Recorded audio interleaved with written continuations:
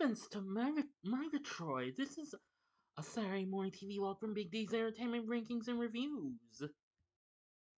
Welcome to another Saturday morning TV log, and this time around it's Laff-A-Lympics, brought to us by Hanna-Barbera. Greetings, my fellow YouTubers. I'm Doyle, the Big D to you. This is Big D's Entertainment Rankings and Reviews. So this week's Saturday morning TV log is a pretty popular number from the folks at Hanna-Barbera.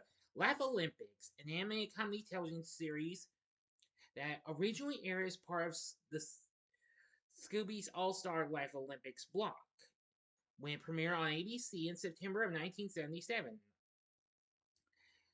The show is a spoof of the Olympics, of course, and the ABC primetime series Battle of the Network Stars, which debuted a year earlier.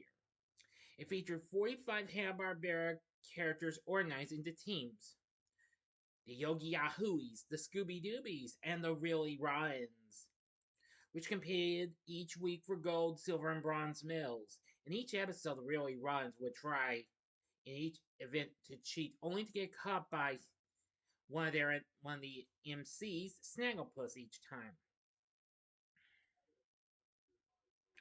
Now, unlike most series Hanna-Barbera produced in the 70s, the show did not contain a laugh track and what have you. Now then, the all-star cast was mostly made up of characters from our Hanna-Barbera series. The Scooby-Doobies include characters from Scooby-Doo, Where Are You?, Captain K-Man, The Teen Angels, which debuted the same year, Speed Buggy, and Dynamite Dog Wonder, plus others. The Yogi Yahooies had various characters from the shows of Yogi Bear, Huckleberry Hound, and Quick Draw McGraw.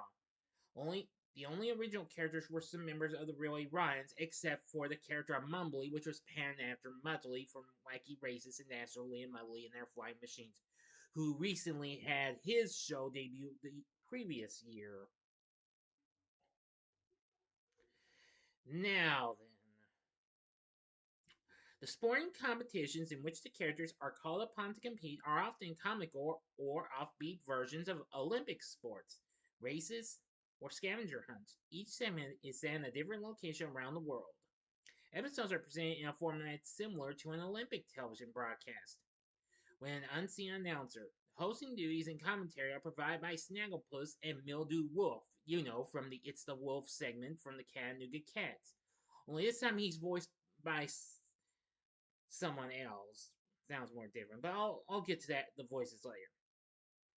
Each week, Snagglepuss and Mildew, wearing anime versions of the contemporary yellow jackets of ABC sports announcers, bring to us these outrageously funny filled events and what have you as they commentate. Now, various other characters, including Fred Flintstone and Barney Rubble, Peter Pomus, and Jabberjaw, who also had a series the previous year, made appearances as guest announcers and judges. Other non-competing characters include parents of contestants, interviewed by Mildew before the events, and various monsters and creatures that serve as antagonists during the events. The good guy teams, consisting of the Yogi Yahoos and the Scooby-Doobies, are cooperative and loyal. The Really Ryans, of course, however, always cheat. Typically, those guys would be poised to win before making a fatal error at the last moment, allowing one of the other two teams to end up on top. Occasionally, though, the Ryans cheating was not actually against the rules, resulting in their win. Overall, the Scooby team dominated, winning 14 times against 7 victories for the Yahooies, and 2 for the Ryans, and a 3-way tie in the final episode. Only one complete season of this episodes was produced, with 8 new episodes combined with reruns for the following year's Scooby's All-Star series. When premiered in the fall of 1977, the series consisted of several events, including Captain K-Man, The Teen Angels, as well as the Scooby-Doo show, which debuted the previous year, and its other lead-in, Dynamite Dog Wonder, both of which featured a small number of newly produced segments alongside repeated segments from the previous year. And then, of course, the Laff-A-Lympics segments. All those segments would be shown separately. The show resurfaced as a half-hour series in 1980, just like Captain K-Man, Scooby-Doo, and the Dynamite Tunes. simply titled Laff-A-Lympics, and in 1986, ABC reran the show again, and that's when I first saw the show. In later years, has been rerun on the USA Cartoon Express, which I saw as on there as well. Same with Cartoon Network and Boomerang, often during the time periods when the Summer and Winter Olympics were held until 2014. It most recently aired on Boomerang last September, and that's the format of this series. Now, and for our teams, first up the Scooby-Doobies. This team drew mainly from the 1970s Hanna-Barbera tunes, particularly the mystery-solving series derived from Scooby-Doo, who of course was the team captain. Now, there was early production art of the series that showed um, the titular character Jeannie from the 1973 series, which I have yet to talk about, along with Melody, Alexandra, and Sebastian, the cat from Josie and the Pussycats members. But unfortunately, due to some legal problems with Columbia Pictures, Screen Gem's successor prevented this. But however, despite Jeannie didn't appear, her big colleague Babu would, however, be featured, because since Hanna-Barbera controlled that, however.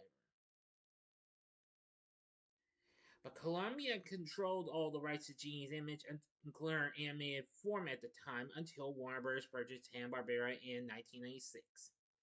As a result of these issues, Babu appeared alone. And similarly, Archie Comics held the rights to the Josie characters. Even though when Laff-A-Lympics premiered, the Filmation studio produced, well, their last Archie show, which didn't quite do so well. And it came on NBC after all the others were airing on CBS. So Jean was replaced by Hong Kong Phooey, and the Josie characters were replaced by Captain K-Man and the Teen Angels. The other members of now, aside from Team Captain Scooby-Doo, the rest include his buddy Shaggy Rogers, his cousin Scooby's cousin Scooby-Dum, Dynamite, and the Blue Falcon, Captain K-Man and his Teen Angels, Brenda, Taffy, and Dee Dee, Speed Buggy, and Tinker, his driver. And of course, I've mentioned Babu and Hong Kong Phooey. The Yogi Ahuis, of course, drew mainly from the 1950s and 60s Hanna-Barbera cartoons, and is the only team of characters made up completely of anthropomorphic animals. The only one that was post 1962 was Grape Ape, who had just more recently had a show done by Hanna-Barbera, which happened to have just been canceled that year. The team captain, of course, was Yogi Bear himself, along with Boo Boo and Cindy Bear. The other members included Yacky Doodle, Huckleberry Hound, Pixie and Dixie and Mr. Jinx, Hokey Wolf, Quick Draw McGraw, Snooper and Blabber, Augie Doggy and his dear old doggy Danny, and Wally Gator. Now, the Really Runs is a team composed of villainous characters that frequently cheated by either giving themselves an unfair advantage in a contest or sabotaging the other teams. With the exception of Mumbly and the Dalton brothers. All of the members are original characters. Originally, they wanted Dick Dastardly and Muttley. They were planned as leaders, but however, they could not appear as those characters were co-owned by Heather Quigley, who of course co-produced The Wacky Races with Hanna-Barbera. In their place, the studio used the existing character of Mumbly, as I mentioned earlier, and created the new character Dread Baron. Now, prior to Laff-A-Lympics on his original show, Mumbly was a heroic detective rather than a villain. Following the character's revision as the villainous team leader, he remained a villain in the film Yogi Bear and the Magical Flight of the Spruce Goose, which is also Dread Baron's only other role. The Dalton brothers appeared in 1950s and 60s shorts, including the 1958 short Sheriff Huckleberry Hound, which featured appearances of Dinky, Dirty, and Dastardly Dalton, as well as their other brothers, Dangerous, Detestable, Desperate, and Despicable. However, they were given new character designs for the Laff-A-Lympics series. After the show, Dinky reappears in the film The Good, the Bad, and Huckleberry Hound with brothers Stinky, who bears a resemblance to Dastardly Dalton, Finky, and Pinky. Now, aside from Mumbly and Dread Baron, and the Daltons. The other members of Really Rhymes included the Creeply family, consisting of Mr. and Mrs. Creeply and Junior, plus their pet, Orphle Octopus, which looked like a villainous hybrid version of the character Squiddly Diddly, and Aki, the octopus, pet of the Gruesomes. The others included the Great Fondue, who was an evil magician whose tricks and spells never worked as intended and always backfired. Who was similar to the character of Abner Cadabra, from the 1963 book Yogi Bear and the Cranky Magician, and his accomplice, Magic Rabbit, who always quotes Brack, and bears a resemblance to White Rabbit from Alice in Wonderland, or What's a Nice Kid Like You Do in a Place Like This. Which, of course, that was actually a Hanna-Barbera special that aired back in March of 1966. And finally, we have the mean-spirited hillbilly with split ends in her hair, Daisy Mayhem. Though her name is similar to the Little Abner character Daisy May, she bears a much stronger resemblance to a lesser-known supporting Little Abner character, Moonbeam McSwine, and her pet of a pig with an eye patch, Suey. Anyway, those really rhymes will do anything to try and cheat their way through. Anyway, after a total of 2 seasons aired, and a total of 24 episodes were produced and aired. 16 were produced for the first season, and then for the Scooby's All-Star Laff-A-Lympics series, and 8 more were produced the following year for Scooby's All-Stars. The show had ended in October of 1978, but continued to be rerun. Now, for our voice actors, we had a ton of them. Dallas Butler once again reprised the roles of most of the characters he's done from day one, including Yogi Bear, Augie Doggy, Huckleberry Hound, Quick Draw McGraw, Wally Gator, Snagglepuss, Mr. Jinx, and Dixie, Hokey Wolf, Super Snooper and Blabbermouse, Scooby Dum, and also Dastardly Dalton. Don Masick once again reprised his role as Boo Boo Bear and Pixie. Ranger Smith from Yogi Bear also appeared. He, of course, did Scooby-Doo, of course. Did Mumbly's vocal effects. Dirty Dalton, Mr. Creeply, Junior Creeply, and the announcer. Julie Bennett once again reprised her role as Cindy Bear. John Stevenson, got to voice Doggy Day, and also voiced Mildew Wolf, as he did a good impersonation of Paul Lynde, who I'm pretty sure didn't want to come back for it, because, it was doing other things. He also voiced Dread Baron the Great Fondue. Frank Welker once again returned as the voice of Dynamutt and Jabberjaw. He also did for the first time Yankee Doodle, Tinker, since his original voice actor didn't do it, plus Magic Rabbit and Suey's vocal effects. Mel Blanc debuted as Captain K-Man, and also once again voiced Speed Buggy and Barney Rubble should he appear. Bob Holt once again voiced Great Babe, as well as Dinky Dalton and Orphle Octopus. Vernie Watson Johnson voiced Dee Dee. Marilyn Schreffler voiced Brenda and Daisy Mayhem. Laurel Page voiced Taffy and Mrs. Creeply. Scatman Crothers once again voiced Hong Kong Phooey. Gary Owens once again voiced Blue Falcon. Alan Reed voiced Fred Flintstone. Unfortunately, right before his death, and then Henry Cornyn, of course, took over. Casey Kasem once again voiced Shaggy, and even though I have yet to talk about Genie, Babu was once again voiced by his voice actor, former Three Stooges member Joe Besser. Now then, in 1996, there were 4 video cassettes that were released and what have you, each contained 2 episodes.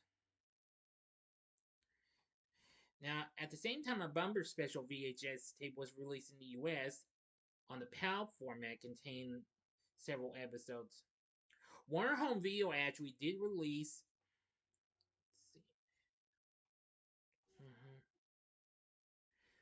some DVDs and what have you. In 2010, they released the first 4 episodes in Volume 1 and the next 4, 5 through 8, on the second one. in October that same year. In July of 2012, they released a 2-disc set called Scooby-Doo Laff-A-Lympics Spooky Games, which contained an all-new Scooby-Doo special Spooky Games plus 12 episodes, including episodes 9 through 6, which complete the first season, plus 4 earlier first season episodes that appear in the first 2 volumes. Later in the year, the Warner Bros. Shop renamed this release Laff-A-Lympics The Complete First Collection. The rest of the episodes have yet to be released. Now, some of these may have been included on other titles, however, but I could be wrong though. Now, I'm pretty sure you can find this available to stream on the Boomerang app. If so, then that's probably your best chance to see it in case you don't have the DVDs. In Marvel 1978, Marvel Comics produced a comic book series based on this series. And it featured more characters, well, in an updated version called the Superstar Olympics, which appeared in Hanna-Barbera Presents number 6 in 1996. There was also a handheld pinball game and an old maid card game as well. And of course, there will be many other appearances, including appearances in Yogi's Treasure Hunt as well as Jellystone. Anyway, Laff-A-Lympics I think is a pretty fun show and what have you. I do have fond memories of this show. It's just so incredible. I really do like this for what it had to offer, so let me go ahead and give you a glimpse of the characters from a little big sheet here. Stand by. Here's a look at the whole cast of the Laff-A-Lympics. I'll do from top to bottom. There's Mildew and Snagglepuss. There's the Yogi Yahooies. There's the Scooby-Doobies. And then there's the Really Ryans. Now, from the looks of it, it seems you can find a few episodes on YouTube as long as Warner Bros. Hasn't blocked them. You can also find clips as well if you're curious about this show if you've never seen it. But I would recommend you give Laff-A-Lympics a shot. I think you'll really like it. It's very fun, YB. It has all sorts of great characters you probably knew and loved back in the good old days of Hanna-Barbera. Going through such zany events in, well, the style of the Olympics. So now you know about Laff-A-Lympics. What did you think of this show? Have you ever watched Laff-A-Lympics? I'm sure a lot of y'all have. If so, let me know what did you think of Laff-A-Lympics. Let me know in the comments section below. And if you like the video, click the like button, subscribe, and be a part of the Big D Nation. And continue to help my channel grow by checking out my vids and what have you. And later tonight, I will be giving you a special solo re-review of Friday the 13th, the final chapter. Even though today's Saturday the 13th. I know, I just trying to see if you were paying attention. So if you like this, consider checking out these other shows that, well, I might as well give you the 3 Yogi Bear series to go with that. In the upper left-hand corner is the Saturday Morning TVLog on Yogi's Game from 1973. The upper right-hand corner is the episode I did on Yogi's Space Race, which would debut the following year in 1978. Or go to the bottom left-hand corner and see the Saturday Morning TVLog on Yogi's Treasure Hunt from 1985. And the bottom right-hand corner is the button you can click to subscribe if you like rankings and reviews on movies, TV, music, video games, etc., as well as the Saturday Morning TVLog. Then I'm your guy. Thanks for watching, and next week's Saturday Morning TVLog is Project Geeker. So until next time, I'm the Big D saying, see ya.